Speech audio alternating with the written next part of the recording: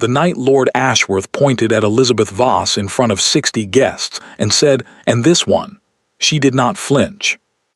She did not blush. She did not look down at her plate or reach for her glass, or do any of the small, desperate things women do when a room full of eyes turns on them all at once. She simply continued her conversation with the Countess of Murfield, something about the weather in Bath, something entirely unremarkable, as if the most powerful man in the county had not just reduced her to a pronoun in front of everyone who mattered in London.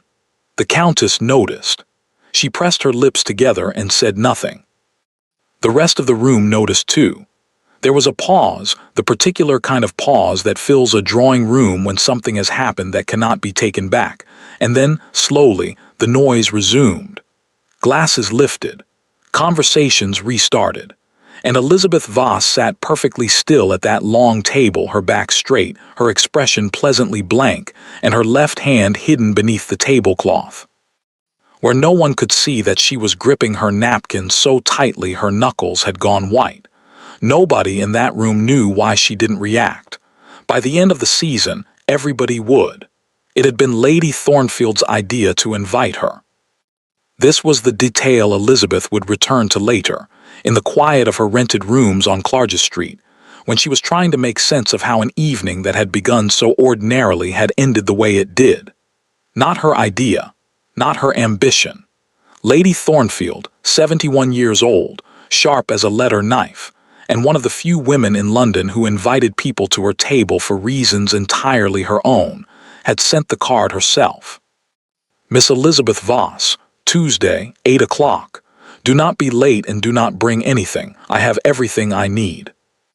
Elizabeth had read it 3 times. She had no particular connection to Lady Thornfield. They had met once briefly at a charity exhibition in Mayfair. Elizabeth had said something about a painting that made the old woman laugh, and apparently that had been enough. An invitation to Thornfield House was not something a woman in Elizabeth's position refused, her position being, as her aunt never tired of pointing out, precarious. Not poor. That was the word her aunt avoided because it was too clean, too simple, and did not capture the specific texture of Elizabeth's circumstances. Her father had left debts, not the dramatic, ruinous kind that ended in scandal, but the slow, grinding kind that meant the house in Wiltshire was gone, the income was gone, and what remained was a small fund, carefully managed, that covered the rooms on Clarges Street and very little else. Elizabeth was 26. She was educated, she was composed, and she was, as the marriage market had made quietly clear over the past 3 seasons, not quite enough of anything to attract serious interest. Not pretty enough to overlook the money, not rich enough to overlook the plainness. Not, and this was the one that stayed with her, remarkable enough to make anyone look twice. She had accepted this. She was not the kind of woman who raged against things she could not change. She had her books, she had her French, she had a small circle of sensible friends, and she had, underneath all of it, something she had never shown anyone, a patience so deep it was almost frightening. She had learned it from her father before the debts and before the end. Wait, he used to say. Everything worth having requires waiting for. She had been waiting for 3 years. She was not yet sure what for.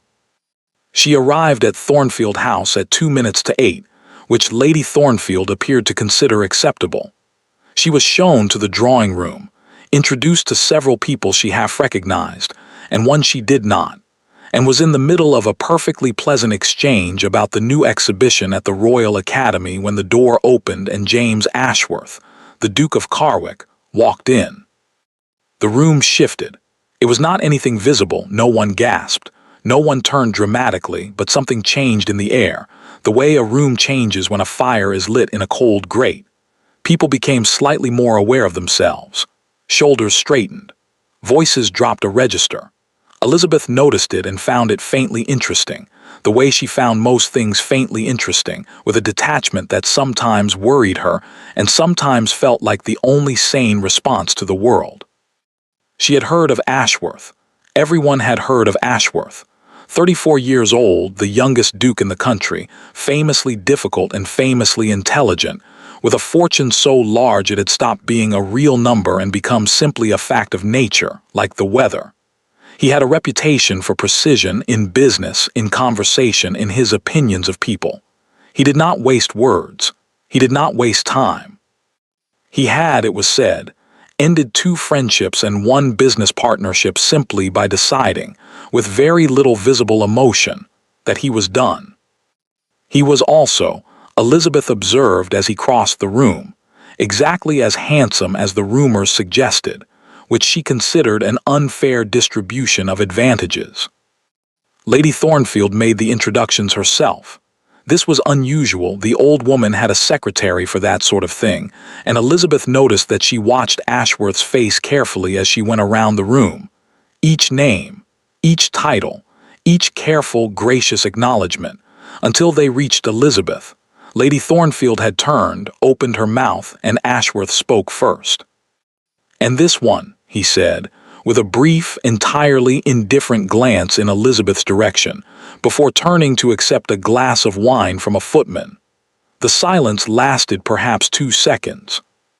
Lady Thornfield's expression did not change, but something moved behind her eyes, something cold and assessing, and she turned smoothly to the next guest as if nothing had occurred. The conversation resumed. The evening continued.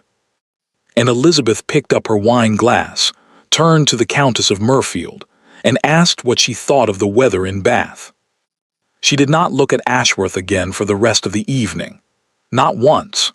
Not even when she felt him looking at her, which he did. She was certain of it, at least twice before the second course was cleared, with the particular attention of someone who has said a careless thing, and is beginning slowly to wonder if it was careless after all. She went home at 10:30. The rented carriage smelled of damp wool, and the streets were loud with rain. It was only when she was inside, her coat still on, her gloves still on, standing in the middle of her small sitting room, that she let herself feel it. Not the humiliation. She had felt humiliation before, and she knew its shape. This was something else, something colder and more specific. She had been erased.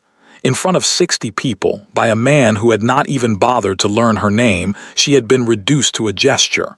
And this one. She stood there for a long moment. Then she went to her writing desk, opened the second drawer, and looked at the document she kept there. The one she had carried from Wiltshire 3 years ago, folded inside the cover of her father's last journal. The one she had never shown anyone. She looked at it for a very long time. Then she folded it back up, closed the drawer, and went to bed. On her pillow she found a small note. Cream paper, no seal, 4 words in an unfamiliar hand. "He knows your name." She stared at it until the candle burned low. The note was gone by morning. Not taken, Elizabeth had burned it herself, holding it over the candle flame until the last curl of cream paper turned black and fell apart in the dish. She had done it calmly, the way she did most things, and she had not allowed herself to think too carefully about what it meant until the ash was cold and the morning light was coming through the curtains on Clarges Street, and she was sitting with her tea, fully dressed, entirely composed. Then she thought about it. "He knows your name." 4 words, no signature, left on her pillow in a house that was not hers, at a dinner she had not arranged, by someone who had access to Lady Thornfield's upper floors and reason enough to use it. The handwriting was precise, educated, controlled, the hand of someone who had been taught properly and had practiced since. Not a servant, not a woman, she thought, though she couldn't have said exactly why. She put the question aside. She was good at putting questions aside. She had learned in the 3 years since her father died that some questions answered themselves if you gave them enough room, and some questions were better left in a drawer alongside certain documents, and the trick was knowing which was which. Her father had taught her that too, in his way. Thomas Voss had not been a remarkable man by any of the measures London used to assess such things. No title, no great fortune, a modest estate in Wiltshire, a serviceable income from land that had once been more productive than it was by the time Elizabeth was old enough to understand land, and a mind that was, by any honest accounting, several sizes too large for the life he'd been given. He read everything. He remembered everything. He had opinions about mathematics and philosophy and the particular politics of wool trading in the south of England, and he expressed these opinions freely, to anyone who would listen, including his daughter, whom he had begun educating seriously at the age of 7 on the grounds that intelligence did not check for a petticoat before it arrived, and it would be wasteful not to use it. Elizabeth's mother had died when she was 4. She barely remembered her, a scent, a sound, a sense of warmth that had no specific shape. What she had instead was her father and his books, and his habit of saying things that only made sense years later. The most dangerous thing a woman can be, he had told her once when she was perhaps 14 and had beaten the vicar's son at chess for the 3rd consecutive Sunday, is competent in a room that has decided she isn't. He had been looking out the window when he said it, not at her, in that way he had when he was saying something he had been turning over for a long time. Remember that. Don't show them the full hand. Not until you need to. She had remembered.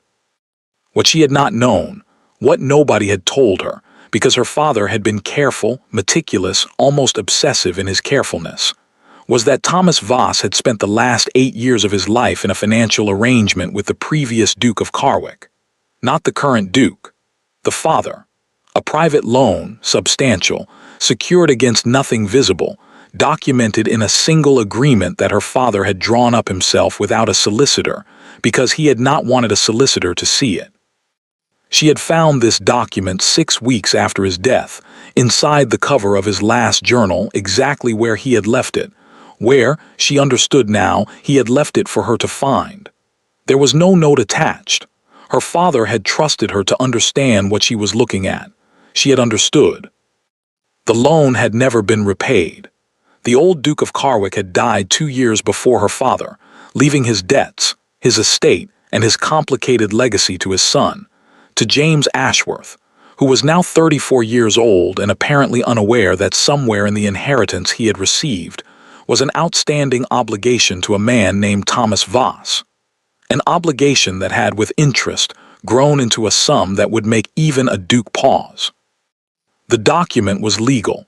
She had checked carefully, quietly, without telling anyone, through a solicitor in Bath whom she had consulted under a false pretext, asking hypothetically, academically, about the enforceability of certain private lending agreements. The answer had been clear. It was enforceable.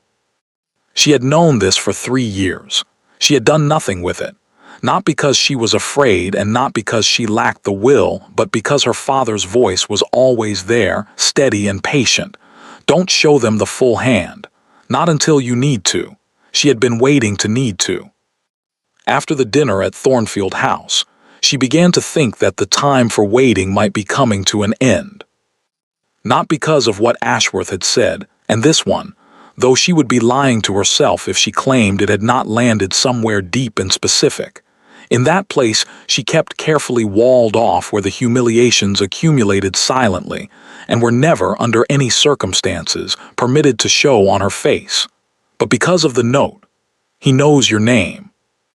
If Ashworth knew her name, and she was increasingly certain the note referred to Ashworth, though she couldn't yet say how, then something had shifted. He had looked at her twice during dinner. She had felt it with the precision of someone accustomed to being overlooked, and therefore acutely sensitive to the rare occasion when they were not. He had looked at her, and then he had looked away, and she did not know what either look meant. What she knew was this.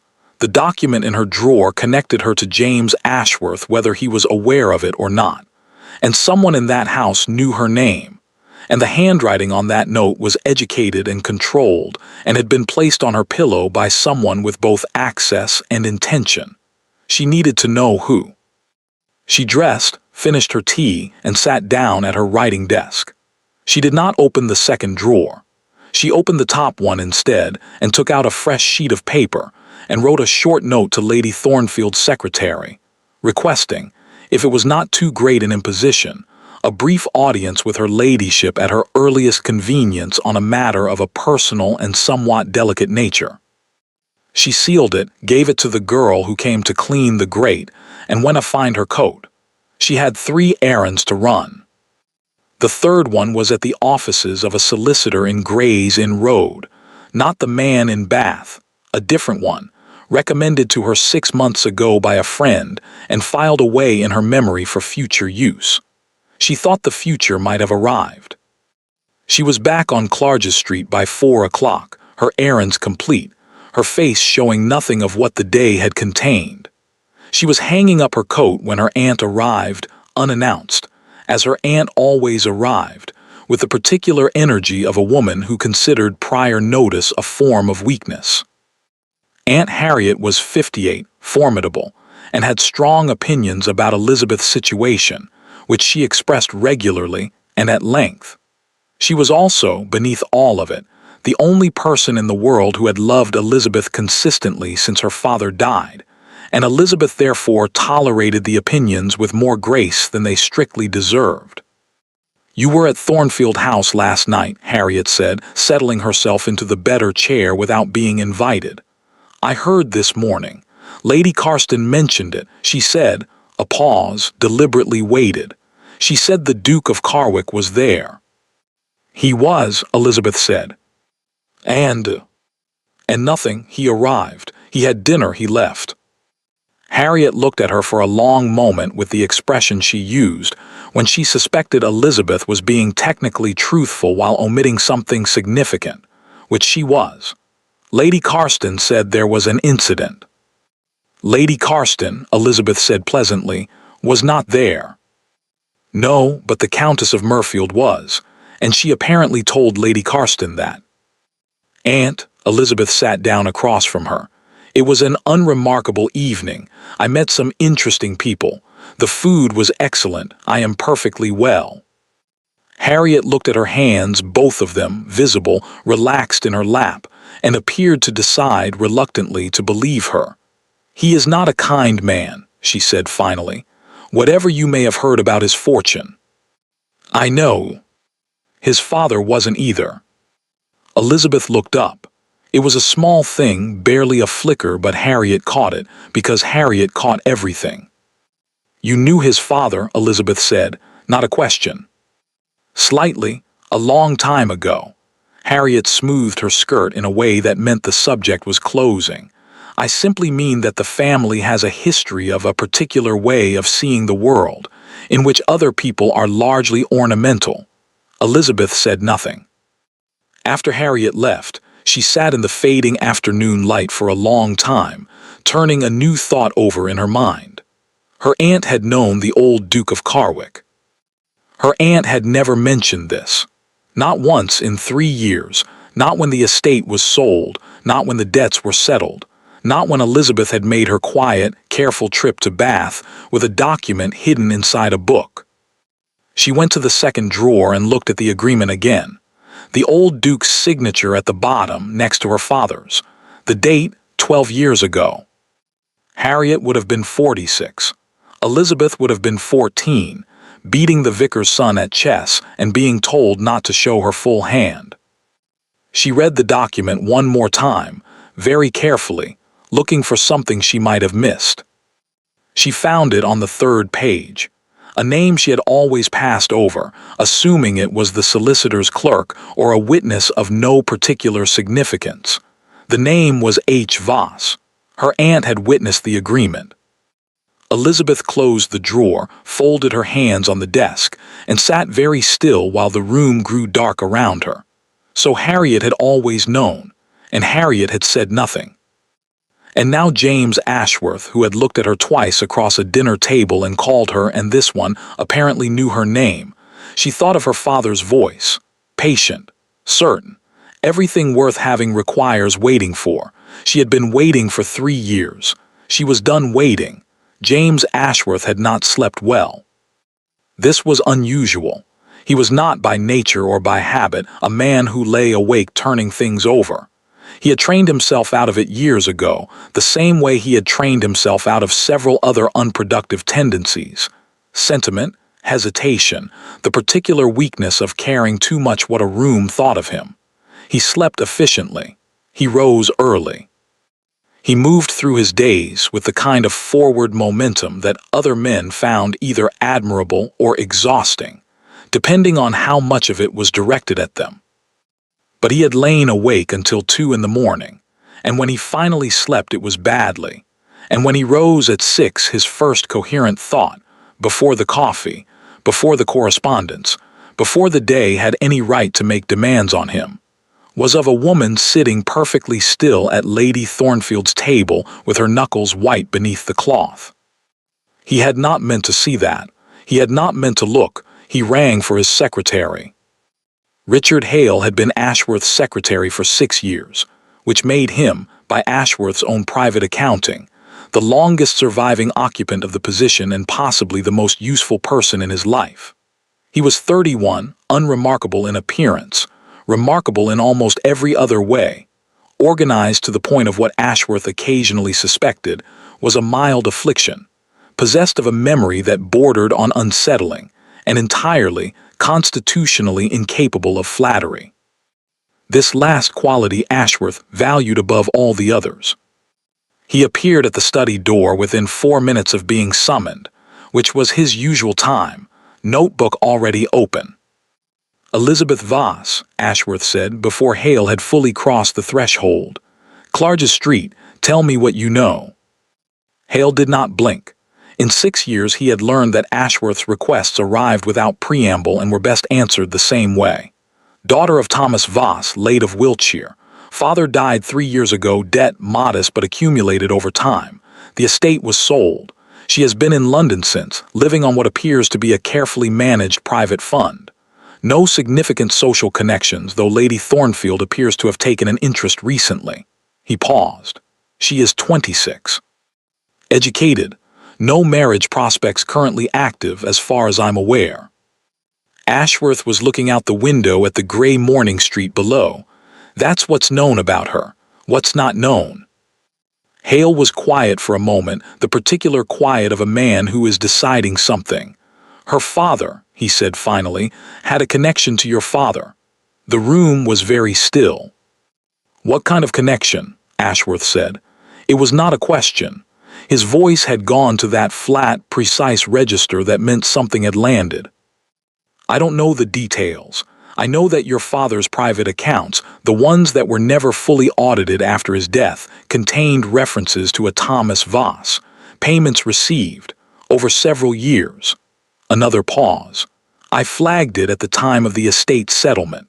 Your father's solicitor said it was a private arrangement and that it had been resolved." "And you believed him?"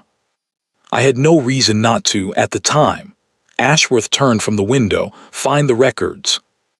"I've been looking for them for 2 years, Hale said, with the measured calm of a man delivering information he knows will not be well received. "They aren't in the estate files. They aren't in your father's private correspondence. Whatever the arrangement was, your father kept it separate from everything else." The silence stretched. "She has them," Ashworth said. It was not a conclusion he had reasoned toward, not in that moment, not through any logical sequence he could have articulated. It arrived fully formed, the way the truest things sometimes did, bypassing argument entirely. Hale looked at him steadily. "That would explain some things." "It would explain everything." Ashworth moved to his desk and sat down, which he rarely did during morning briefings, a sign, had anyone been counting, that something had shifted in his internal landscape. "She came to that dinner knowing I would be there." Lady Thornfield's invitations are not widely anticipated in advance. I'm not certain she could have. "She didn't need to know I'd be there. She needed to be in rooms where I might be. She's been waiting." He said the word with something that was not quite admiration and not quite unease but lived in the narrow territory between them. "For 3 years, by your account. She's been waiting." Hale said nothing, which was his way of agreeing without committing to it. Ashworth picked up the pen on his desk and set it down again without using it. A small, uncharacteristic gesture. "What did her father die of?" "The official record says heart failure." "And unofficially?" "Unofficially," Hale said carefully. There were people in Wiltshire who thought it came on very suddenly for a man of 51 who had seemed perfectly well the month before. The morning light was thin and flat against the study walls. Somewhere outside a carriage was passing, wheels loud on the wet street. "My father died 4 months before Thomas Voss," Ashworth said. "Yes." "And the arrangement between them, whatever it was, died with neither of them." "Apparently." Ashworth was quiet for a long moment. When he spoke again, his voice had changed, not softer exactly, but different, as if something that had been held at a managed distance had moved, slightly, closer. "She sat at that table last night and she did not react. 60 people watched me be careless with her name, and she did not give me a single thing to work with." "No," Hale said, "she didn't." "That kind of composure is either practiced or natural. If it's practiced," he stopped. "She's been preparing for something," Hale finished. "For me," Ashworth said it without vanity, simply as an assessment of the evidence. "She's been preparing for me." He stood, moved to the window again, and looked out at the street below as if it might contain something useful. It did not. It contained a coal merchant and a woman with an umbrella and a dog that had stopped to investigate the wheel of a stationary cart. Nothing that helped. "The dinner," he said. "Last night, after I arrived, did you notice where she looked?" Hale paused. "She didn't look at you, not once after," he stopped himself. "After I opened my mouth," Ashworth said evenly. "You can say it." "After that, she looked at the Countess. She looked at her plate. She looked at Lady Thornfield once briefly when the third course arrived. She did not look at you." "And I looked at her twice." "3 times, Hale said. "The third was when she was leaving. You watched her cross the room to collect her wrap." Ashworth absorbed this without visible reaction. "You notice a great deal." "You pay me to." Another silence. Outside, the dog had concluded its investigation of the cartwheel and moved on. The coal merchant was arguing with someone Ashworth couldn't see. "I want to know everything about Thomas Voss," Ashworth said. "The Wiltshire estate, the debts, the timeline of his death. I want to know who handled the sale of the estate and what was in it when it sold. And I want to know," a pause. He was looking at something specific now, in the middle distance, with an expression Hale had seen perhaps twice before in 6 years. "I want to know if she has a solicitor in London." "She visited one yesterday," Hale said. "Gray's Inn Road. I received word this morning." Ashworth turned from the window. "You've been watching her." "I've been watching the situation," Hale said, with a precision that managed to be both honest and entirely opaque about when, exactly, the watching had begun. "I thought it was relevant." Ashworth looked at his secretary for a long moment. 6 years. The longest survivor. He thought, not for the first time, that Richard Hale knew him better than he knew himself, and that this was either a profound convenience or a profound vulnerability, and that the line between the two was thinner than he generally liked to acknowledge. "The note," Ashworth said. Hale met his eyes, said nothing. "The note on her pillow," Ashworth said. "Lady Thornfield's house, 4 words, still nothing." "Richard." "She needed to know," Hale said, with a composure that matched Elizabeth Voss's own, "that you weren't as careless as you appeared." The silence that followed was the longest of the morning. "You could have told me," Ashworth said finally, "that you'd done it." "You would have told me not to." "Yes."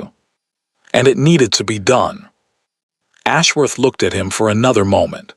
Then he picked up the pen again, and this time he used it, pulling the first letter of the morning toward him, uncapping the ink, beginning the day's work with the forward momentum that other men found either admirable or exhausting. "Find me the records," he said, "all of them, and find out if Thomas Voss had a sister." Hale was already at the door. "Her name is Harriet," he said without turning around. "She visited Miss Voss yesterday afternoon, before the solicitor." The pen stopped moving. "Close the door on your way out," Ashworth said quietly. Hale did. And James Ashworth sat alone in his study with the cold morning light on his desk, and the slow, specific discomfort of a man who has just understood that the blind spot he thought he had managed was, in fact, looking back at him. The invitation arrived on a Thursday. Cream paper, heavy stock, the Ashworth seal pressed into dark blue wax with the kind of deliberateness that announced itself before the letter was even opened. Elizabeth's name on the front in a hand she did not recognize, not Hale's controlled precision, she thought, comparing it automatically to the forewords she had burned, but a secretary's hand, formal and impersonal, as if the Duke of Carwick sent invitations to women on Clarges Street every Thursday and found nothing remarkable about it. She set it on the writing desk without opening it.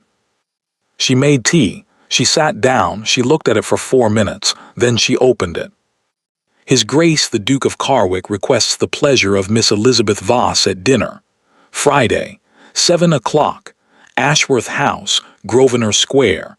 The matter is one of mutual interest and will not require a great deal of her time. She read it twice. Then she set it down and looked at the window for a long moment, at the gray slice of Clarges Street visible between the curtains, at a woman passing with a basket and a child pulling at her hand. Mutual interest. He knew, or he suspected. And this was the version she kept returning to, pressing on it carefully the way you press a bruise to establish its edges. He knew exactly what she had and had decided to move first, to get her into his house on his terms before she could arrange anything on hers. It was, she thought, what she would have done. She picked up her pen and wrote back within the hour. Miss Elizabeth Voss thanks His Grace for the kind invitation and will be pleased to attend. No mention of mutual interest. No indication that the invitation had landed anywhere significant. She sealed it, gave it to the girl, and spent the rest of Thursday doing the things she always did, reading, walking, taking her supper quietly, with the surface calm of someone whose internal landscape was doing something entirely different. Underneath the calm, she was arranging. She wore gray. Her aunt, who appeared Friday afternoon without warning as she always did, and immediately assessed the dress laid out on the bed with the focused attention of a woman who understood that clothing was never simply clothing, said, "Not the gray." "The gray," Elizabeth said. "It makes you look like a governess." "Good." Harriet looked at her for a moment. "You're not going to tell me what this is." "I'm going to dinner." "At Ashworth House?" "Yes." Her aunt sat down on the edge of the chair by the window, the smaller chair, not her usual one, which meant she was uncertain, which meant she was more worried than she was allowing herself to show. "Elizabeth, whatever your father left you." "He left me very little," Elizabeth said pleasantly, pinning her hair with the efficiency of someone who had learned to do it without a maid. "You know that." Harriet was quiet for a moment that lasted slightly too long. "He left you enough," she said finally, "enough to make choices. I only want to be sure you're making the right ones." Elizabeth looked at her aunt's reflection in the mirror. 58 years old. A face that had once been handsome and was now something better, specific, lived in, marked by the particular character that accumulates in women who have survived things quietly. A face Elizabeth had trusted completely for 26 years. A face that had known, for 12 years, about a document in a drawer. "I always make the right choices," Elizabeth said. "You taught me that." She meant it to land gently. She thought, from the slight shift in Harriet's expression, that it landed harder than intended. Ashworth House was exactly what a house belonging to a man like James Ashworth should be, large enough to be serious, furnished with the kind of restraint that announced wealth more effectively than excess ever could, and lit, on a Friday evening, with enough candles to make it clear that someone had thought carefully about the effect. She was shown to a small dining room rather than the main hall, which told her immediately that this was not a performance for an audience. 6 chairs around a table set for 2. Silver that had been in the family long enough to be slightly worn at the edges in the way old silver is not neglect, but use. A fire that had been lit at the right time and had reached the right temperature. Someone had managed the details with precision. She thought of Hale, 4 words on cream paper, "He knows your name." Ashworth was already in the room when she arrived. Standing by the fireplace, not performing ease actually at ease, which was different, and she noted the difference. He was dressed simply for a duke, which still meant extremely well by any other measure. He turned when she entered and looked at her with an expression she could not immediately categorize, not the indifference of the Thornfield dinner, not quite its opposite, but something in between that suggested he was doing what she was doing, which was assessing. "Miss Voss," he said, her full name clearly without hesitation. "Your Grace," she said. A footman appeared, poured wine, disappeared. Neither of them reached for their glass immediately, which Elizabeth thought was interesting. "You came," he said. "You invited me." Some people would not have, under the circumstances. She looked at him steadily. "Which circumstances specifically are you referring to?" Something moved in his expression, not a smile, not quite, but the precursor to one, a loosening around the eyes. "Lady Thornfield's dinner," he said. "I was discourteous." She waited. "I should not have. I behaved as though you were not worth the attention of a name." He said it directly, without the softening language men usually reached for when they were apologizing for things they had done deliberately. That was wrong. Elizabeth picked up her wine glass. "It was," she said, "but I'm not here for an apology." The not-quite smile arrived properly then, brief and controlled. "No, I didn't think you were." He gestured toward the table. "Sit down, Miss Voss. I think we have a number of things to say to each other, and the soup will be cold before we start if we stand here being careful much longer." It was, Elizabeth thought, sitting, the most honest thing she had heard from a duke in her entire life. The first course passed on the surface of things, a conversation that was formally about nothing, about the season and a recent exhibition and the unreliability of November weather in London, but was actually about something else entirely. It was an assessment. Both of them conducting it simultaneously, without acknowledging that this was what was happening, with the particular skill of two people who had learned, through different circumstances, that showing your hand too early was the one mistake that couldn't be recovered from. Elizabeth talked.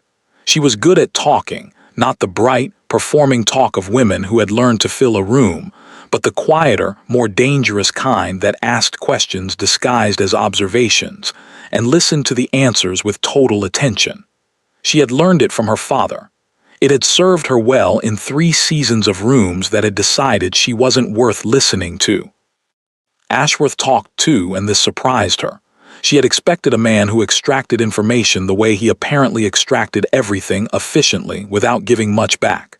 Instead, he gave things back. Not personal things, not yet, but opinions. Real ones stated without the social lubrication of qualification. He disagreed with her about the exhibition. He told her why. He listened to her response and then said, with no apparent discomfort, "That's a better argument than mine."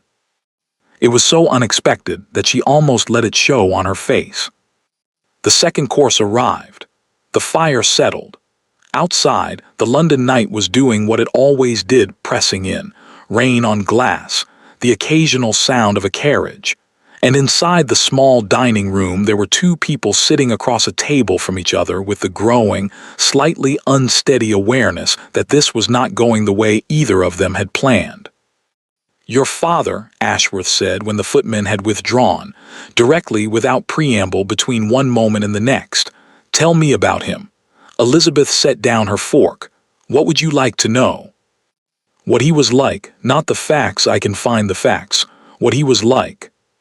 She looked at him for a moment. It was a more human question than she had expected. It required a more human answer than she had prepared. "He was patient," she said. "Extraordinarily patient. He believed that most situations resolved themselves if you gave them enough time and paid close enough attention." A pause. "He was also the most intelligent person I have ever known, And I say that having spent considerable time in rooms full of people who would find that statement offensive. He educated you himself. Entirely. French, Ashworth said. Among other things. Latin. Some enough. Mathematics. She looked at him. Enough to understand a complex private lending agreement, she said, and let the words settle on the table between them like something placed there deliberately. The silence that followed was not uncomfortable. It was the silence of two people who have both, simultaneously, decided to stop pretending. Ashworth leaned back slightly in his chair. He looked at her with an expression she could now categorize. It was the expression of a man who has been anticipating a particular conversation for days and is relieved, against his better judgment, that it has finally arrived. "How long have you had it?" he said. 3 years. Since he died. Since I found it 6 weeks after. She paused. He left it where I would find it. He knew I would understand what it was. And you've done nothing with it. I've been waiting, she said simply. For what? She looked at him across the candlelight. The fire. The old silver. The wine she had barely touched. The face of a man who had called her in this one 4 days ago and was now looking at her with the expression of someone who has just understood the dimensions of what he missed. For the right moment, she said. Ashworth was quiet for a long moment. When he spoke, his voice was different from any register she had heard from him, yet lower, more careful, stripped of the Duke and left with just the man. My father's solicitor told me the arrangement had been resolved. It had not. I know that now. He looked at his wine glass. My father was not. He was not always careful about the line between his money and other people's.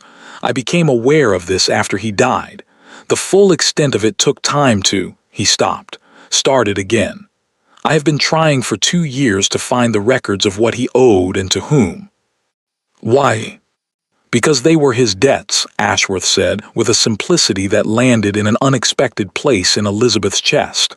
They were his, and I am what came after him. He paused. I did not want to be him. The room was very quiet. Elizabeth thought of her father's voice, patient, certain.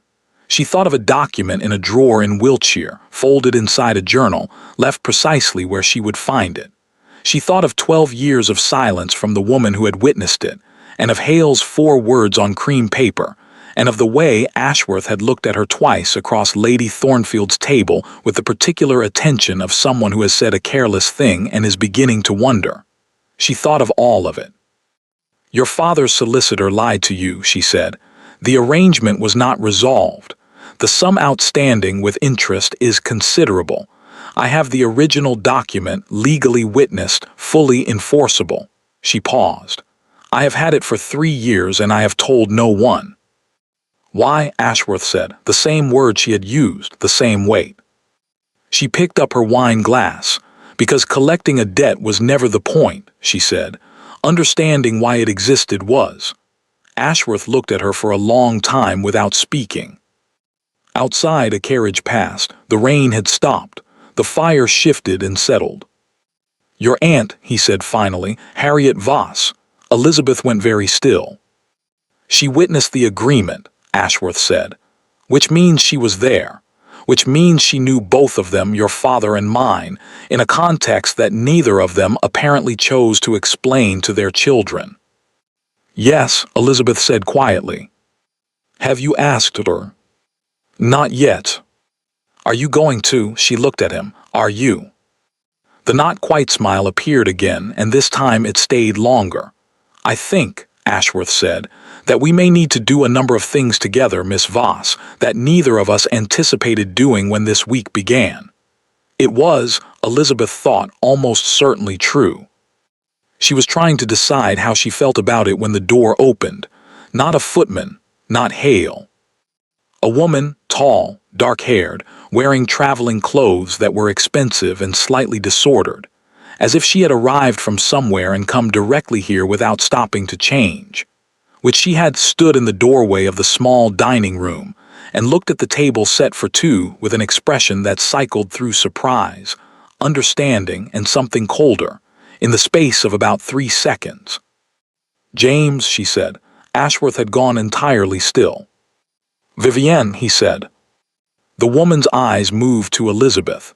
She took in the gray dress, the composed face, the wine glass held steadily in an unsteady moment. Something shifted in her expression, a recalibration, rapid and precise. "I didn't know you had company," Vivienne said, in a voice that made it clear she was going to make that Elizabeth's problem. Elizabeth set down her glass. "Miss Voss," Ashworth said, and his voice had returned to its formal register with the speed of a man doing damage control. "May I introduce?" "We've met," Vivienne said. Elizabeth looked at her steadily. "We have," she said. And she watched Ashworth's expression shift, for the first time all evening, into something that was not controlled at all. They had met once. Elizabeth had not forgotten it.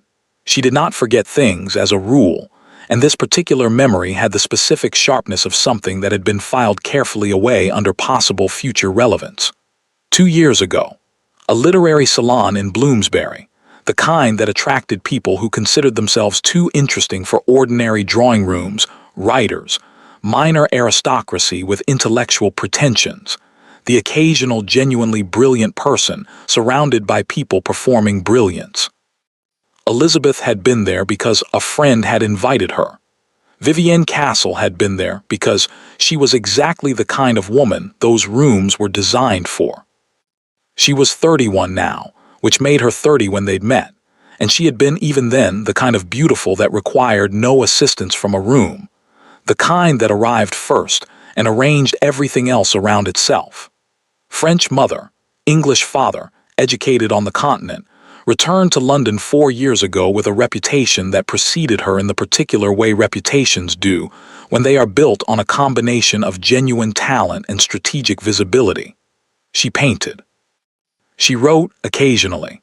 She spoke 4 languages and deployed them with the precision of someone who understood that fluency was a form of power. She had also, Elizabeth knew, had known since that evening in Bloomsbury, when she had watched the room organize itself unconsciously around Vivienne Castle's presence, been involved with James Ashworth. Not recently, by the accounts Elizabeth had gathered in 3 years of quiet, careful attention to anything connected to the Ashworth name, a year before Elizabeth's father died, perhaps 2. It had ended how and why and on whose terms she had not been able to establish with any certainty. What she had established was that it had mattered. The kind of thing that mattered was visible in its absence, in the way people didn't mention it, in the specific silence that fell in certain rooms when certain names were combined. She had filed this too, under possible future relevance. Standing now, because she had stood when Vivienne entered, by instinct or by the particular social arithmetic that made it necessary. Elizabeth thought that possible had become definite with remarkable speed. "You've met," Ashworth said. His voice was entirely flat, which Elizabeth was beginning to understand, meant something was happening underneath it that he was choosing not to show. "Briefly," Elizabeth said, "a literary salon 2 years ago." Vivienne had not moved from the doorway. She was doing what Elizabeth had done all evening, assessing, arranging, calculating the distance between what she had expected to find and what she had found instead. A small dining room, 2 places set, a fire and old silver and a woman in gray who was not looking at her with any of the expressions women usually produced when Vivienne Castle walked into their evening. "You should have sent word," Ashworth said to Vivienne, not unkindly but not warmly either, the voice of a man re-establishing the terms of something. "I came from Dover this afternoon," Vivienne said, moving into the room now, pulling off one glove with the ease of a woman who had never needed an invitation to enter anywhere. "The crossing was appalling. I didn't think," she paused, glancing again at Elizabeth. "I didn't think you'd be entertaining. Miss Voss and I had a matter of business to discuss." "Of course." Vivienne's smile arrived, warm, wide, entirely constructed. "Forgive the interruption, Miss Voss. I'm afraid I have a terrible habit of arriving without warning. James has never managed to cure me of it." The use of his first name was not accidental. Nothing about Vivienne Castle was accidental. "Please don't apologize," Elizabeth said pleasantly. "We were nearly finished." They were not nearly finished. Both she and Ashworth knew it.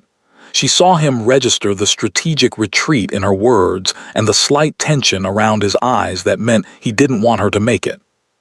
But Vivienne was already at the sideboard, already pouring herself wine with the familiarity of someone who had done it 100 times in this room, and the evening had shifted irrevocably into different territory, and Elizabeth was not going to sit at a table set for two while a third person rearranged the furniture of the situation. She set down her napkin. She stood. "Your Grace," a small nod, "Miss Castle." "Miss Voss," Ashworth said, and there was something in the way he said it, a weight she hadn't heard before, that made her pause for just a moment. "I will call on you tomorrow, if that's acceptable." Vivienne turned from the sideboard, the wine glass held loosely in her hand, her expression arranged into polite interest, her eyes doing something else entirely. "Perfectly," Elizabeth said, and she left. The carriage back to Clarges Street took 11 minutes. Elizabeth counted them, not obsessively, but with the methodical focus she applied to things when she needed her mind occupied with something small and manageable, so that the larger things could arrange themselves underneath without interference. 11 minutes. Vivienne Castle had come from Dover, today, in traveling clothes, directly to Ashworth House without sending word, which meant either she hadn't known she was coming until she was already on the road, or she had known and had chosen not to warn him. Either way, she had walked into a room where Elizabeth Voss was sitting across a candle-lit table from James Ashworth, and she had assessed the situation in 3 seconds, and she had decided in those 3 seconds that Elizabeth was worth paying attention to. That was the part that mattered. Not the interruption, not the first name, the familiar sideboard, the warm, wide smile that was entirely constructed.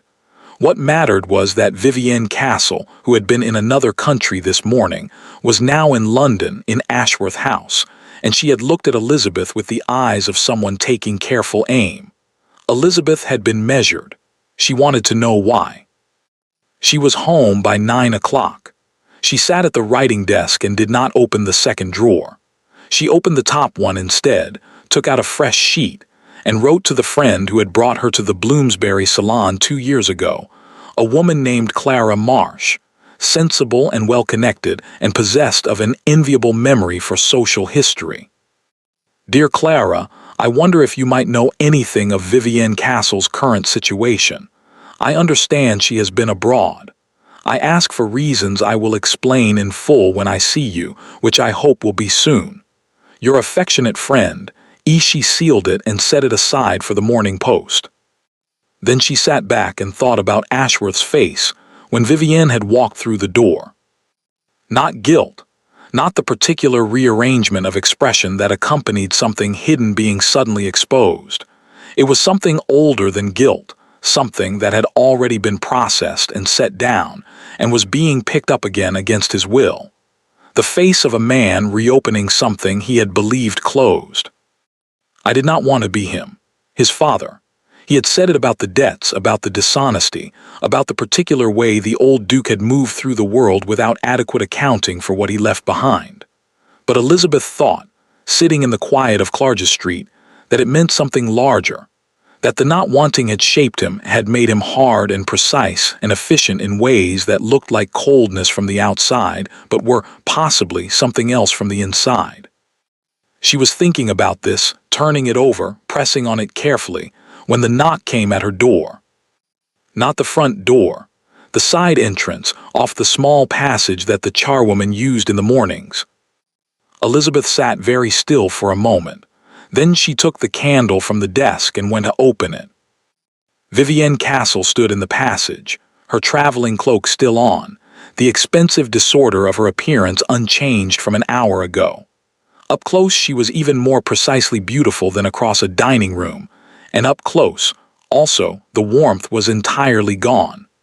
What was left was something Elizabeth recognized, because she had seen it before in women who had learned, through specific and personal experience, that warmth was a liability.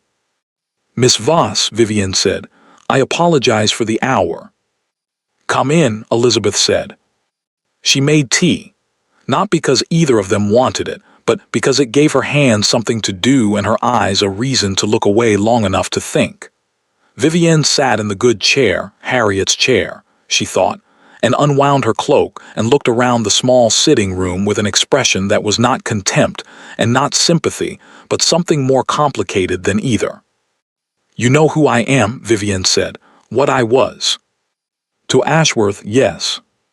"Then I'll spare us both the softening." She wrapped both hands around the teacup Elizabeth had given her. "What are you doing?" Elizabeth sat down across from her. "Having dinner." "Don't." "Miss Castle." Vivienne. Her eyes were very direct, dark, steady, the eyes of someone who had decided that efficiency was more important than comfort. "I have been in Paris for 8 months. I came back because I received a letter, anonymous, no seal, telling me that James Ashworth had been seen making inquiries about a woman named Elizabeth Voss, a woman connected to his father's estate." She paused. "I came back to understand what that meant." Elizabeth looked at her for a moment. Anonymous letter, no seal.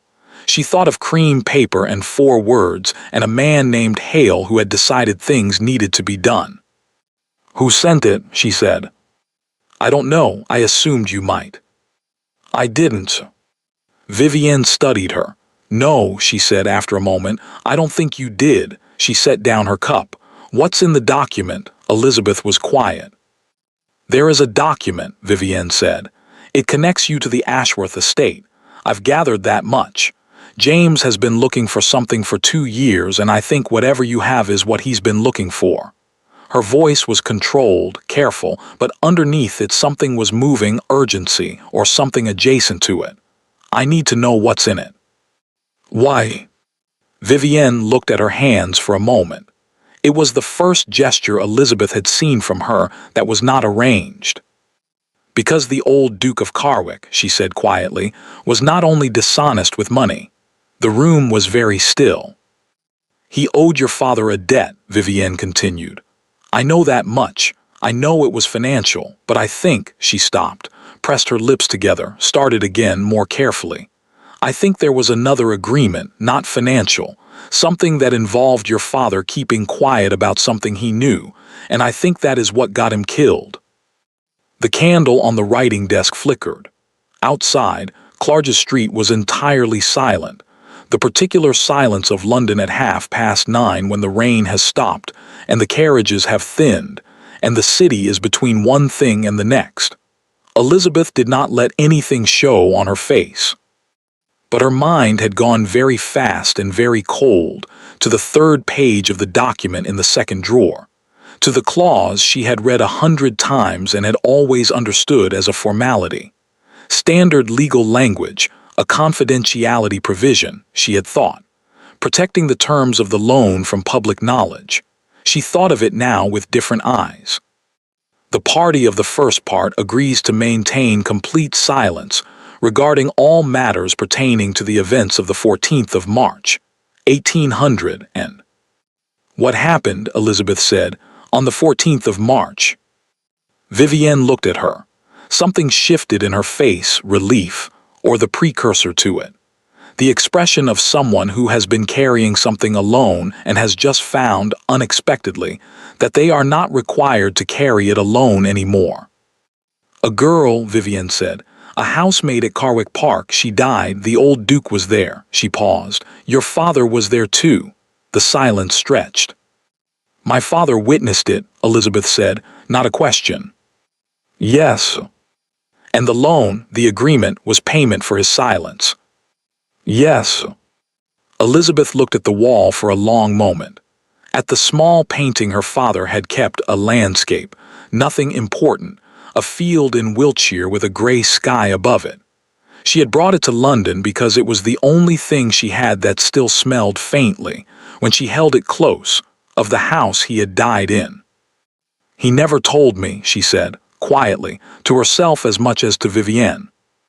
"He protected you from it," Vivienne said. "I think he protected you from all of it. And then he left you the document because he knew that when he was gone you would need—" She stopped. "Leverage," Elizabeth said. "Yes." The word sat between them without apology. It was the right word, and they both knew it, and there was a particular relief, Elizabeth thought, in being in a room with someone who did not require things to be softened. She stood, went to the second drawer, took out the document and set it on the table between them, folded to the third page. Vivienne looked at it, read the clause, read it again.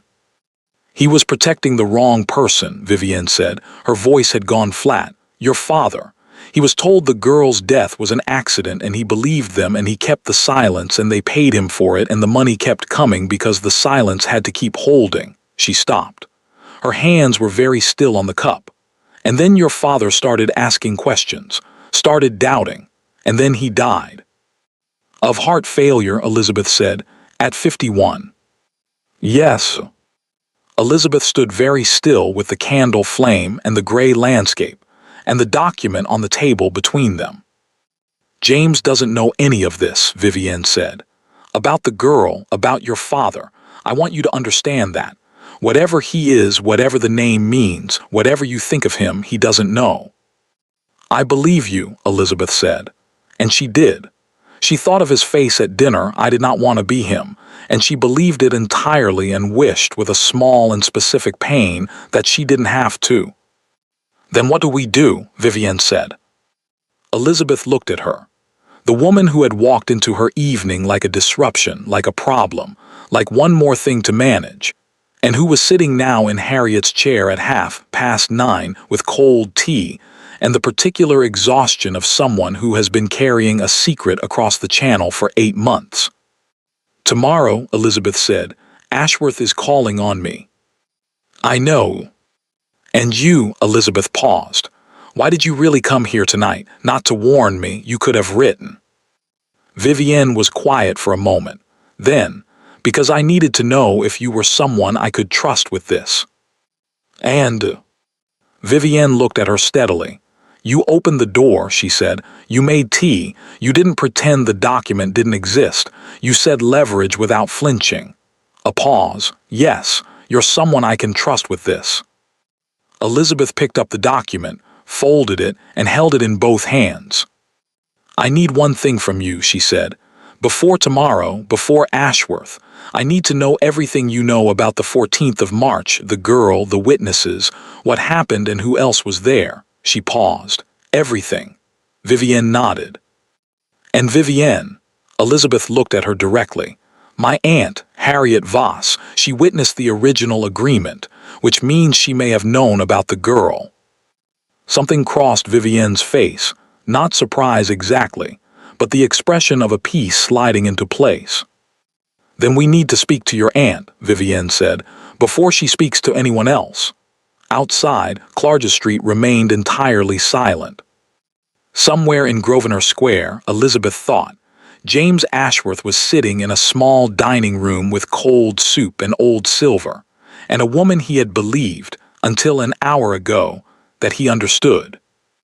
She thought of his face when Vivienne had walked through the door, the thing that was older than guilt. She thought of her father's voice. "Don't show them the full hand, not until you need to."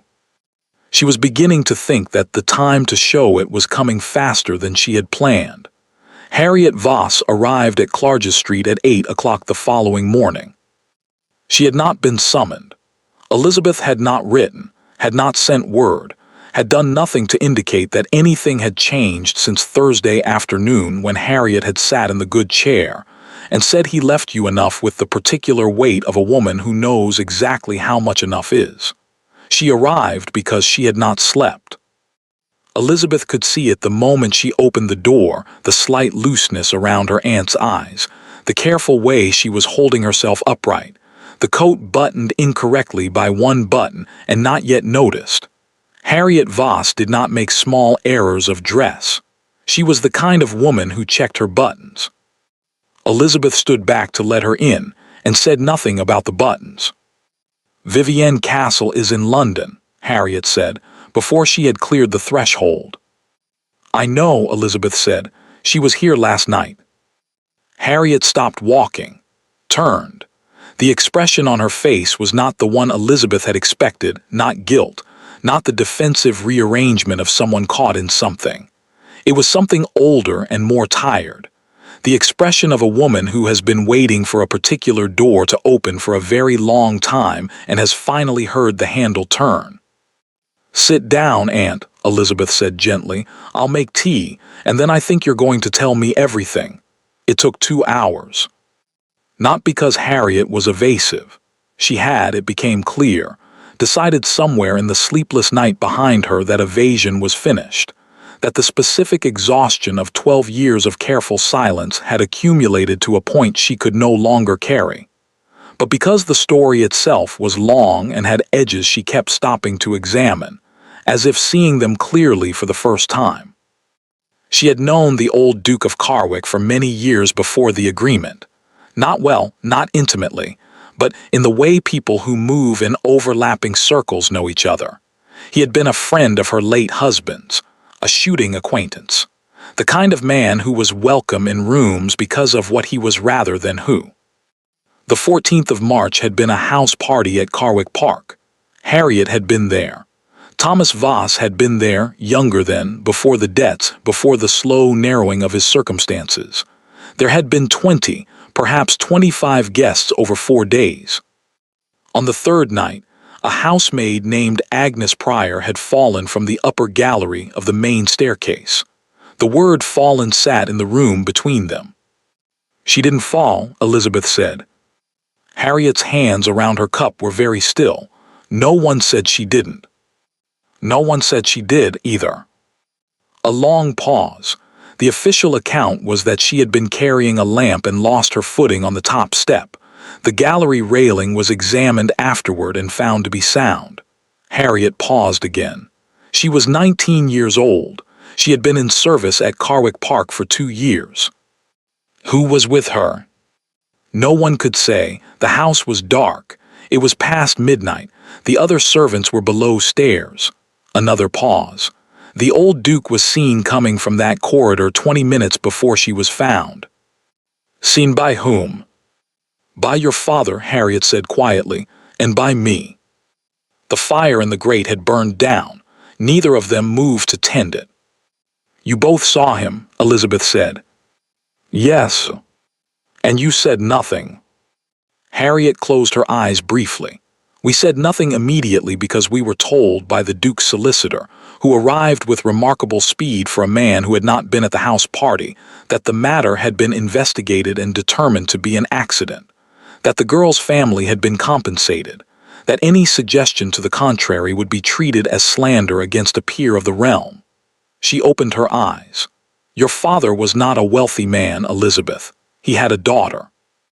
He had debts beginning to accumulate. He was 51 years old, and he had seen something he should not have seen, and the most powerful man in the county was standing in front of him with a solicitor and an explanation. So he accepted the money. He accepted the arrangement, and I witnessed it because he asked me to, because he wanted someone to know, someone he trusted, that the document existed. She looked at her hands. He told me that if anything ever happened to him, I was to make sure you found it. The room was very quiet. You told him it was enough, Elizabeth said slowly. That day when he gave it to you, he told you what was in it, what it meant, and you told him it was enough. That having the document was leverage enough to keep them from. She stopped. Yes, Harriet said. Her voice was barely above a speaking level. I told him it was enough. I believed it was enough. A man with his debts, with a daughter to protect, as long as the document existed, as long as someone knew it existed, they would not. She stopped. Her jaw tightened. I was wrong. He died 3 years later. Yes. Of heart failure. Yes. Elizabeth stood. She went to the window. Outside, Clarges Street was doing its ordinary morning things, a baker's boy, a woman walking a small dog, a carriage moving slowly through light rain. The ordinary texture of a world that had no idea what was being said in a small sitting room on the second floor. "The girl's family," Elizabeth said. "Agnes Pryor, do they know?" "I don't know. I have thought about this. I have thought about almost nothing else for 3 years, and I do not know whether the compensation they received came with silence attached or simply with grief that precluded questions." Harriet paused. She had a brother, younger. He would be perhaps 20 now. Elizabeth turned from the window. There was a knock at the front door. She had forgotten for the space of 2 hours that Ashworth was coming. She remembered now with the specific sharpness of someone who has been conducting two separate calculations and has just realized they are about to intersect. She looked at Harriet. Harriet looked at the door. "He's here," Elizabeth said. "Yes." Harriet set down her cup with the steadiness of a woman who has decided something. "I'll stay." "You don't have to." "I witnessed the agreement," Harriet said. "I have been a coward for 12 years. I will not be one this morning." Elizabeth looked at her aunt for a moment, at the incorrectly buttoned coat, the sleepless face, the hands that were steady now in the way that hands are steady when a decision has been made and the shaking is finished. She went to open the door. Ashworth came in with Hale. She had not expected Hale, had not met him formally, knew him only from inference and from 4 words on cream paper, and she took a moment to look at him properly. 31, unremarkable, already cataloging the room with eyes that missed nothing. He looked at Harriet and something passed across his face, recognition, which meant he had found the name H. Voss on the document and had done what Ashworth had asked and looked further. He looked at Elizabeth next. She looked back. A small, mutual acknowledgement, 2 people who have been aware of each other at a distance and are now, for the first time, in the same room. Ashworth looked at Harriet. "Mrs. Voss," he said. "Your Grace," Harriet said. Her voice was entirely steady. "You were at Carwick Park," Ashworth said. "The 14th of March." Not a question. He had been working too in the hours since last night. His face showed it, not tired exactly, but worked over, the face of a man who has spent a night dismantling something he had believed was already dismantled. "Yes," Harriet said. He looked at Elizabeth. "Vivienne." "She came here last night," Elizabeth said. "She told me about Agnes Pryor." Something moved across his face, pain, quick and specific, the kind that arrives when a name you didn't know you were going to hear is suddenly in the room. "Agnes Pryor," he repeated. "A housemaid, 19 years old. She died on the 3rd night of the house party." Elizabeth paused. "Your father was seen leaving the corridor 20 minutes before she was found." "By your father," Ashworth said. "And by my aunt." He looked at Harriet again. Then he moved to the chair by the window, not Harriet's chair, not Elizabeth's chair at the desk, the smaller one near the wall, as if he was choosing deliberately not to take up more space than he needed, and he sat down and put his elbows on his knees and looked at the floor for a moment. Hale remained standing near the door with his notebook closed. "Tell me," Ashworth said, to the room, to all of them in the voice that had been stripped of the Duke. "Tell me everything, from the beginning." Harriet told it again. Shorter this time, the bones of it, without the pauses, because the pauses had been for Elizabeth and Elizabeth already knew, and what Ashworth needed was the facts laid clean and consecutive. He did not interrupt. He did not look up from the floor until she reached the solicitor with the remarkable speed and the explanation and the compensation. Then he looked up. "My father's solicitor," he said. "Yes." "Reginald Croft." "I don't remember the name." "He died 4 years ago," Ashworth said. "Natural causes as far as anyone knows." He said it with the flat precision of someone filing the information under the correct heading. Then, to Hale, "Agnes Pryor, find the brother." "Yes," Hale said. "And Croft's records, whatever survived." "Yes," Ashworth looked at Elizabeth. "The document." She went to the second drawer. She took it out, all 3 pages, folded, and she crossed the room and held it out to him. He took it. He read it slowly, all the way through, without rushing. She watched his face while he read, and she saw the moment he reached the 3rd page, the confidentiality clause, the 14th of March, the date, because something tightened around his eyes and then, deliberately, released. He folded it and held it for a moment without speaking. "The debt," he said finally, "the money that I can address, the sum with interest I will have drawn up by the end of the week." He paused. "That was always mine to address. I just didn't know it." "That's not why I kept it," Elizabeth said. "I know," he looked at her. "You kept it because it was the only record, the only proof that something happened in that corridor that was not an accident." He paused. "And because your father asked you to." "Yes." Ashworth set the document on the small table beside the chair. He sat back. He looked at the ceiling briefly, then at Harriet, then at Elizabeth. "Agnes Pryor's family," he said. "If there is a brother, if he is alive and can be found, they deserve to know the truth of what happened. And they deserve whatever it is that truth is worth." He paused. "I cannot give them justice. What my father did is beyond the reach of any court now, but I can give them acknowledgement, and I can give them provision, and I can make certain that what happened to her is not simply—" He stopped. His jaw tightened. "A footnote in a house party." The room was very still. "There is also the question," Elizabeth said carefully, "of how this becomes known, the document, what it implies." She paused. "Your name is on it." "My father's name." "Which is your name?" He looked at her directly. "I know what it means," he said. "I am not asking you to protect me from it." "I'm not offering to protect you from it," Elizabeth said. "I'm asking what you want to do with it, because there are choices. And some of them serve Agnes Pryor's memory better than others. And some of them," she paused, "serve you better than others. And those are not necessarily the same choices." Ashworth was quiet for a moment. Then something shifted in his face, the precursor to the not-quite smile, smaller than usual, more tired. "You've been thinking about this for 3 years," he said. "Yes." "And you have a view." "I have several." "Tell me the one you think is right." She looked at him, at the document on the table, at Harriet's carefully steady hands, at Hale by the door with his closed notebook and his eyes that missed nothing. "The document goes to a solicitor," she said. "Not yours and not mine, a neutral party, someone with no connection to either family. It is lodged formally as evidence of the agreement and the confidentiality provision. Agnes Pryor's brother, if he can be found, is contacted privately and told the truth of what happened to his sister by you in person without intermediaries." She paused.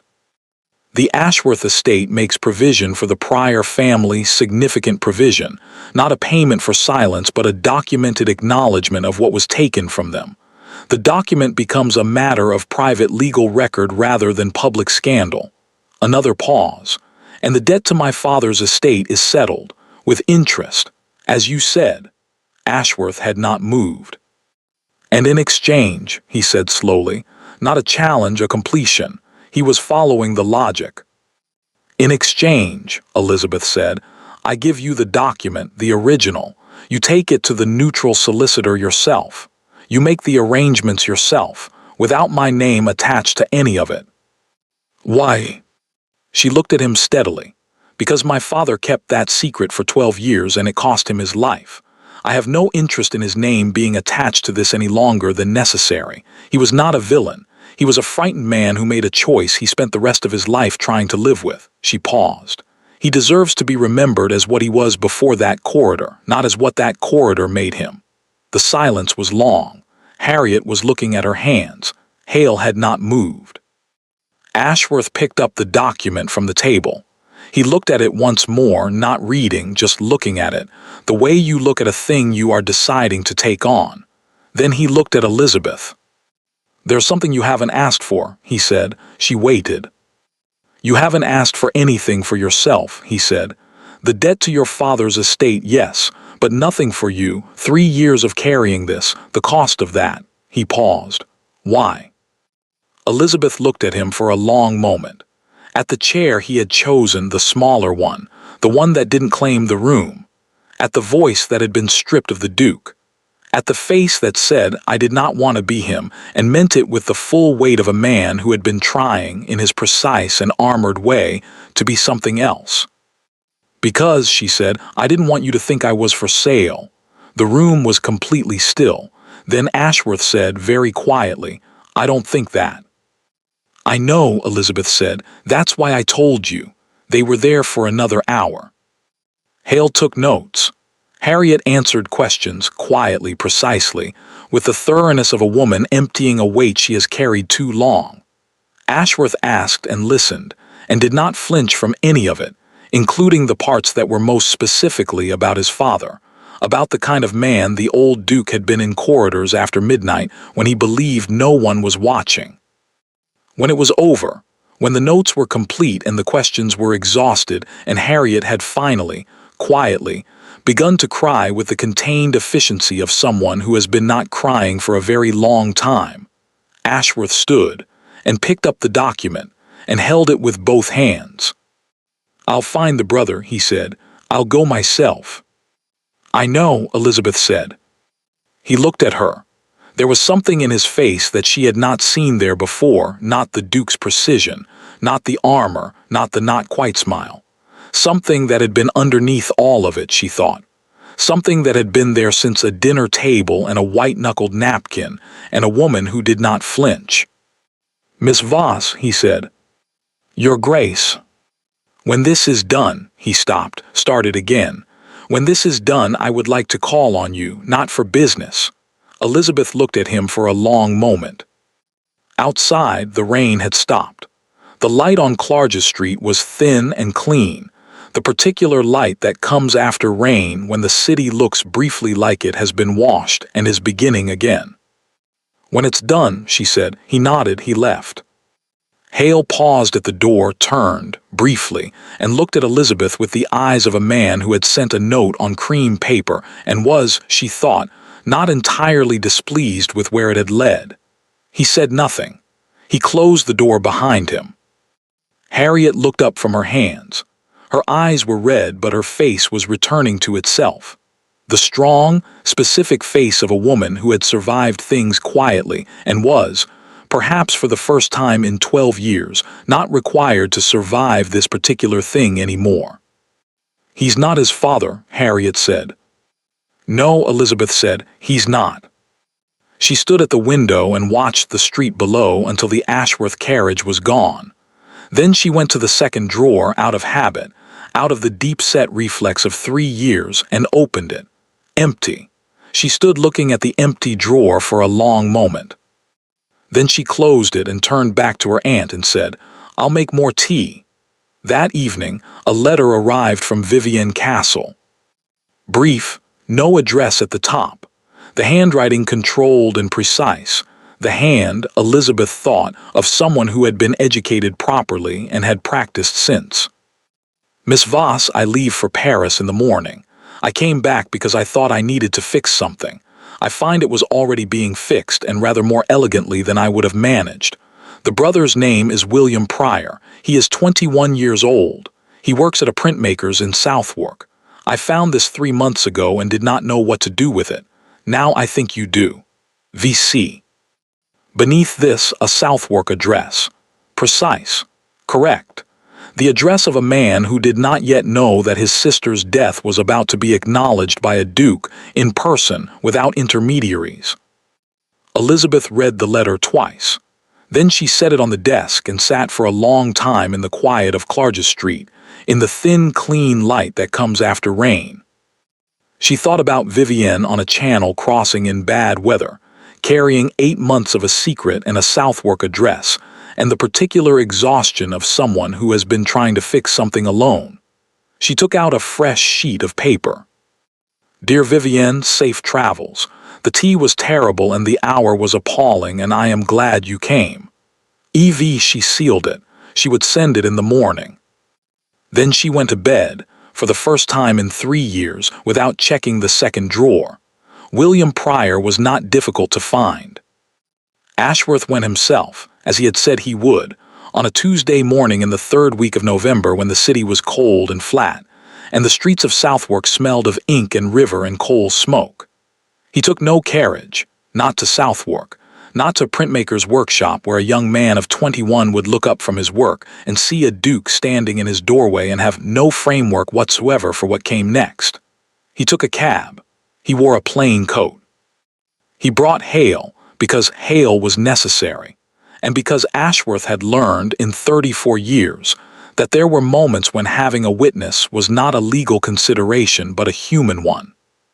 The printmaker's was on a narrow street off the Borough Road, a low building, permanently ink-stained, permanently loud with the mechanical rhythm of the press. William Pryor was at the back sorting type when Ashworth came through the door. He was slight, dark-haired.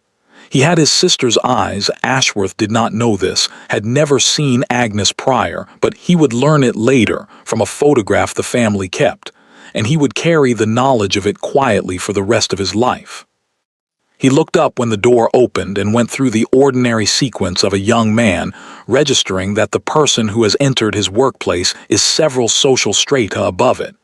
Confusion, adjustment, the reaching for appropriate deference. And then Ashworth said his name quietly, and something in William Pryor's face went very still. "Is it about Agnes?" he said. "Yes," Ashworth said, "it is. I'm sorry it took so long." William Pryor set down the type. He looked at Ashworth for a moment with the eyes of someone who has been waiting for a door to open for 2 years and is not yet certain whether what's on the other side is better or worse than the waiting. Then he said, "Tell me." Ashworth told him. All of it, not the document's language, not the formal, airless prose of legal agreements, but the truth of it in plain words in the correct sequence, with nothing softened and nothing withheld. His father, the coroner, the solicitor with the remarkable speed, the compensation paid to the Pryor family that had come with no explanation, only a number, only the implication that questions would be unwelcome. William Pryor listened without interrupting. His face did the things faces do when they are receiving information that is simultaneously new and not new at all, the specific expression of someone whose suspicion has been confirmed, which is not relief and is not grief, but is the particular exhausted arrival of a thing that has been not known for too long. When Ashworth finished, there was a long silence occupied only by the press in the other room, rhythmic and indifferent. "I told my mother it wasn't an accident," William said finally. "She told me to leave it alone. She said there was nothing to be done against a man like that and the money was keeping us fed and to leave it alone." He paused. "She died last year. She never knew anyone would come." "I'm sorry," Ashworth said. "I'm sorry for what my father did. I'm sorry for what it cost your family, and I'm sorry that I did not find this sooner." William looked at him. He was 21 years old and he had his sister's eyes, and he looked at the Duke of Carwick for a long moment with an expression that was not forgiveness. It was too early for forgiveness, and Ashworth was not asking for it, but was something adjacent. The expression of a man deciding what to do with a truth he has finally been given. "What happens now?" William said. "Whatever you want to happen," Ashworth said. "That is not a comfortable answer, and I know it. You cannot have justice, not the kind that courts provide. My father is dead. Reginald Croft is dead. The witnesses are old, and the law is not designed for what was done in that corridor." He paused. "But you can have acknowledgement, formal, documented, permanent, your sister's name on a record that says she did not fall. And you can have provision for yourself, for whatever remains of your family. That has nothing to do with silence and everything to do with debt." William Pryor looked at the floor, at his hands, at the ink embedded in his knuckles that would not wash out entirely, that was simply part of him now after years of this work. "She wanted to be a seamstress," he said. "She was saving. She had a little book where she wrote down the amount each week." He stopped. "They kept the book when she died. The house kept her things." Ashworth said nothing. He waited. "I want her name on that record," William said. Agnes Mary Pryor. I want it written down what happened to her. He looked up. Everything else, the provision, the money, I want it to go to a fund, for girls in service, for girls who, he stopped again. His jaw tightened. There are others. There are always others. I want it to go there. Hale's pen was moving. Ashworth looked at William Pryor for a moment. 21 years old, working in a printmaker's in Southwark. His sister's eyes and his mother's pragmatism, and underneath all of it, the specific moral clarity of someone who has been thinking about this for a long time and has arrived at the only answer that makes sense. Done, Ashworth said, all of it. He was back in Mayfair by noon. He sat in his study, not at the desk, in the chair by the window, the one he rarely used, and looked at the street below for a long time without doing anything that could be described as productive. Hale left him to it. This was one of the things Ashworth valued most about Richard Hale, the ability to correctly identify the moments when the most useful thing he could do was to be in another room. He thought about his father. This was not something he had permitted himself to do with any regularity.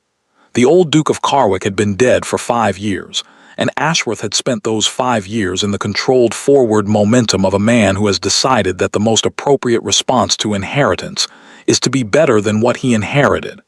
He had paid the debts he'd found. He had corrected the accounts. He had been precise and fair and efficient, and he had told himself that this was sufficient, that being different was sufficient. He thought now that he had been confusing being different with being better. That precision and fairness were not the same as accountability, that you could be scrupulously unlike your father in your conduct and still be carrying him, still be shaped by the specific gravity of what he had done, without ever choosing to look directly at it. He had looked directly at it now. He thought about a girl named Agnes Pryor who had wanted to be a seamstress and had kept a little book with the savings written in it each week. He thought about the week she stopped writing in it. He sat with that for a long time. Then he picked up his pen and wrote 3 letters. The first was to the neutral solicitor Elizabeth had specified, a man in Lincoln's Inn whose reputation was for exactitude and discretion, enclosing a summary of the matter and requesting an appointment at his earliest convenience. The second was to his estate manager at Carwick Park, requesting a full audit of the household records from the relevant years. He wanted Agnes Pryor's employment file, her references, the record of her wages. He wanted her written into the permanent record of the house she had worked in, correctly and with her full name, as someone who had existed there and mattered. The third letter took him longer. He wrote it 4 times before he had it right or right enough. It was brief. It said only that the matter he had come to discuss on Clarges Street was in motion, that he had spoken to William Pryor that morning, and that when everything was concluded and the solicitor had confirmed the arrangements he would call on her, as he had said he would, not for business. He sealed it himself. Hale appeared in the doorway. "Shall I send that?" "Yes," Ashworth said. Hale took the letter and did not comment on the fact that it had taken 4 attempts. This, too, was something Ashworth valued greatly. It was 3 weeks before everything was concluded. 3 weeks of solicitors and documents and a formal meeting at which Ashworth, Hale, Elizabeth's solicitor from Gray's Inn Road, and the neutral party from Lincoln's Inn sat around a table and reduced an ugly truth to careful, permanent, legally lodged language. Agnes Pryor's name entered the record. The Ashworth estate's obligation to the Pryor family was documented, and the fund established, significant, carefully structured, administered by a board that included William Pryor himself. Thomas Voss's name was removed from all of it. This had been Elizabeth's condition, and it was honored without discussion. He was referred to only as the witnessing party in the formal documents, and in the private record that Hale maintained, the one that told the full story in plain language, the one that existed so that no one could ever again claim it hadn't happened. His name appeared once, at the end, in a sentence that described him as a man who had kept a secret under duress and had left the means of correcting it to his daughter. Harriet Voss's name appeared in the same sentence.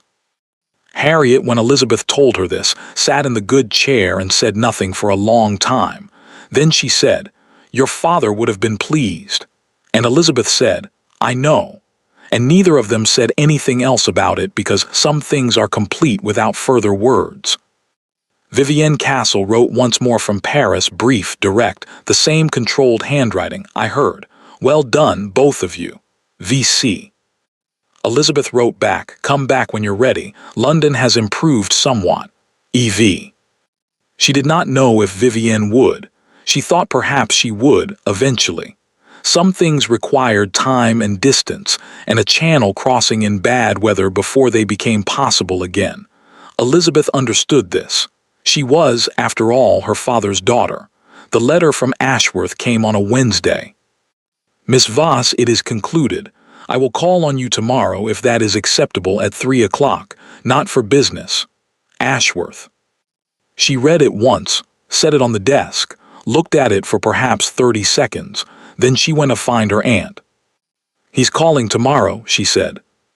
Harriet looked up from her book, looked at Elizabeth's face, the controlled surface, the thing underneath it that was not controlled at all and was, Harriet thought, exactly the right thing to not be controlled about.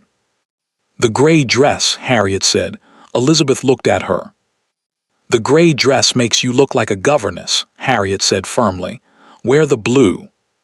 He arrived at 3 o'clock precisely, which she had expected, and he came alone, which she had not. No Hale, no secretary, no social scaffolding of any kind. Just Ashworth at the door of the rooms on Clarges Street in a plain coat. Not the same plain coat he had worn to Southwark, a different one, but the same instinct, with the expression of a man who has completed a thing that needed completing and is now standing at the beginning of something else entirely. She showed him into the sitting room. She had moved the chairs so that they faced each other properly without the writing desk between them. Small adjustment. He noticed it. She saw him notice it. They sat. "William Pryor sends his regards," Ashworth said. "He has joined the board of the fund. He is a good man. He thinks carefully about things." "His sister's brother," Elizabeth said. "Yes," a pause. "He asked about you. I told him you were the one who made it possible. He said he would like to meet you someday." "I would like that." Silence. Comfortable, which surprised her slightly. She had not expected comfort, had expected the careful social architecture of two people beginning something, all the scaffolding and the managed distance. Instead, it was simply two people in a room who had been through something together and were now, for the first time, on the other side of it. "The Thornfield dinner," Ashworth said. "You don't have to." "I'd like to." He looked at her directly. The Duke was largely absent, she thought. What was left was the man who had chosen the smaller chair and stripped his voice down to the plain version and said, "I did not want to be him," with the weight of someone who had been trying to make that true for 5 years. "I knew your name," he said. "I had known it for 2 days before that dinner. Hale had found the connection to my father's accounts, and I had asked him to look further, and he had found you, your name, your address, the rough outline of your situation." He paused. "I went to that dinner knowing you would be there, and when Lady Thornfield began the introductions He stopped. A muscle moved in his jaw. "You panicked," Elizabeth said. He looked at her. "You had 2 days to prepare and you panicked," she said. Not unkindly. With the directness she had used when she said leverage without flinching, because it was the right word and they had both agreed, without saying so, that right words were what they were doing here. "I have not panicked," Ashworth said, with great precision, "since I was approximately 17 years old." Then it was something adjacent to panic. The not-quite smile arrived, stayed. "Something adjacent," he allowed.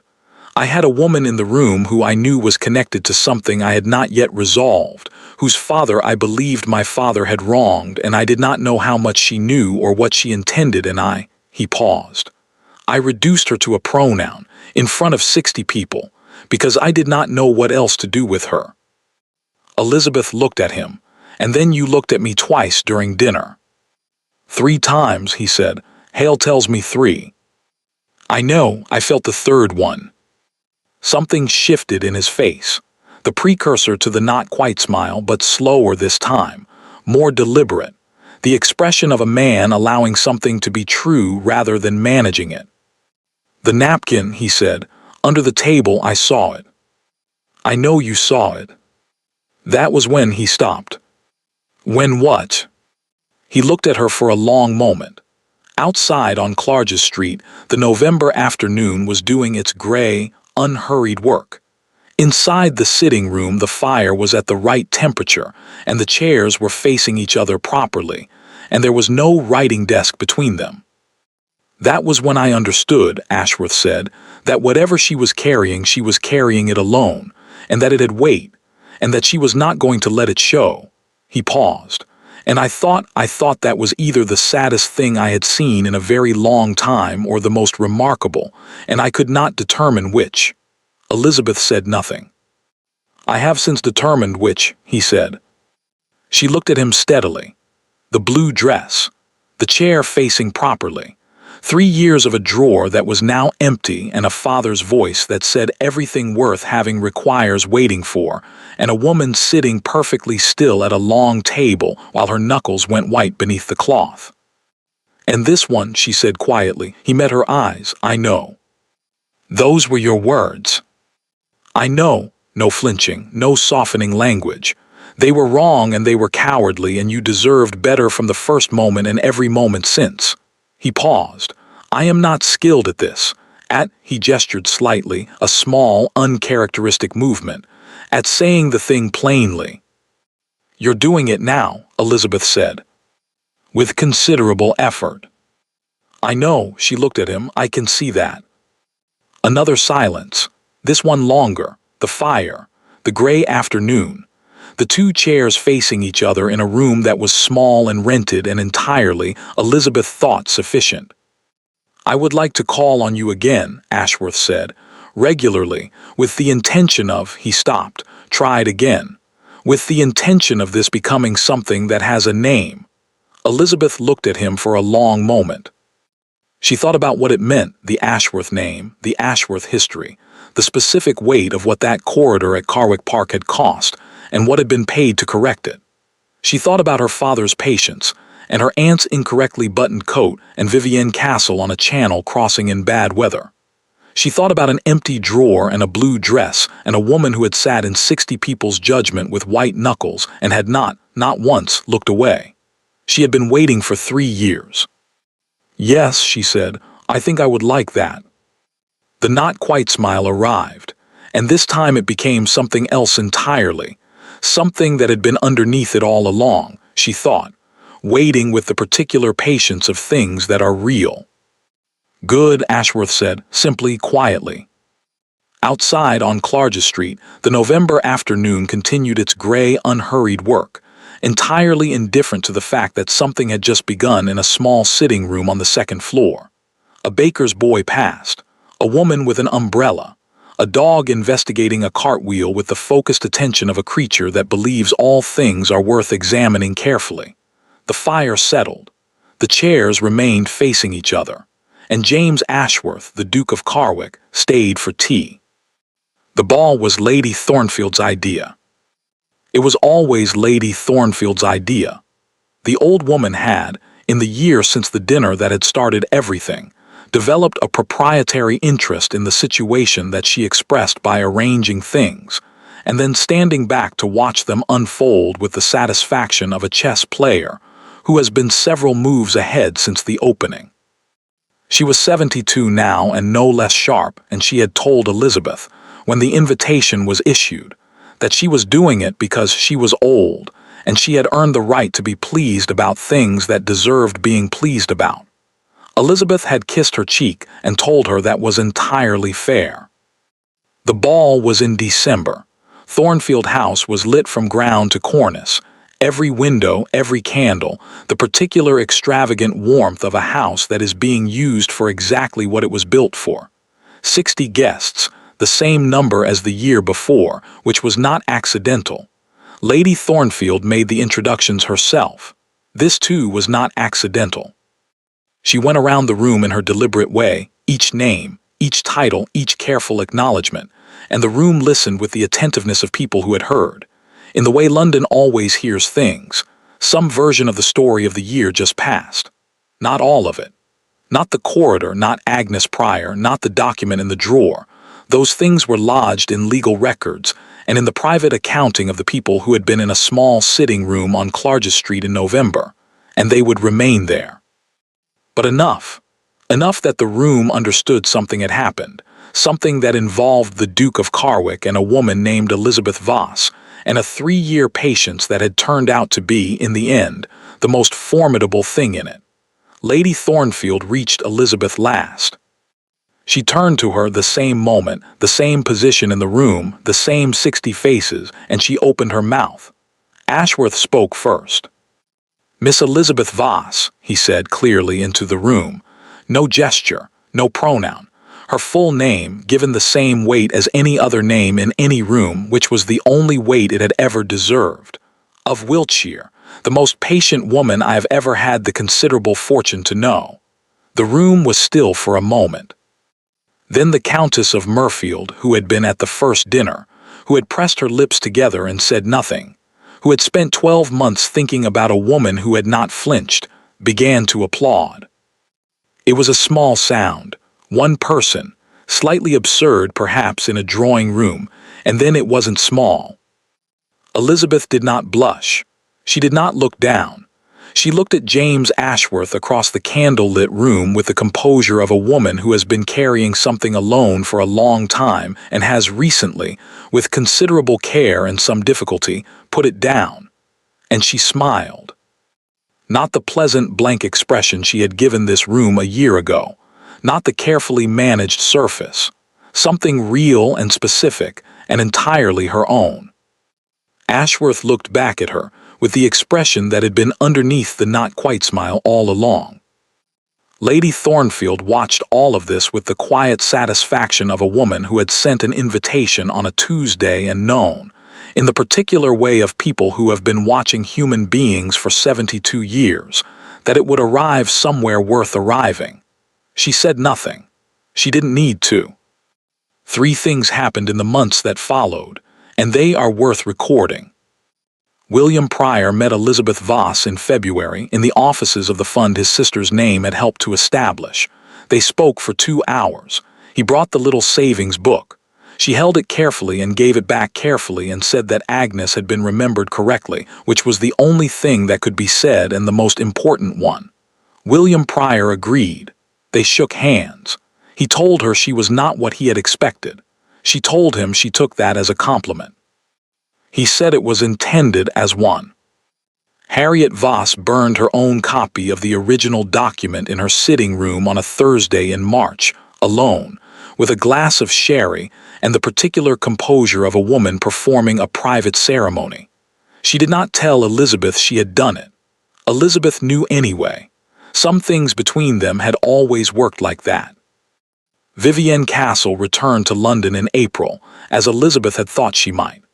She came to Clarges Street on a Tuesday, without warning, as was her habit, and sat in the good chair and accepted tea, and looked around the room that Elizabeth was preparing to leave, the rented rooms, the small paintings, the writing desk with its second drawer standing open and empty.